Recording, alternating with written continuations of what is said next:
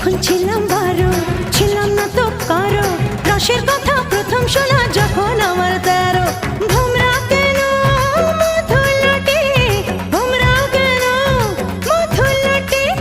ভোমরা কেন মধুর লটে এখন জেনে গেছি হায় আমি 16 পেরিয়ে গেছি বাবু গো 16 পেরিয়ে গেছি আমি 16 পেরিয়ে গেছি বাবু গো 16 পেরিয়ে গেছি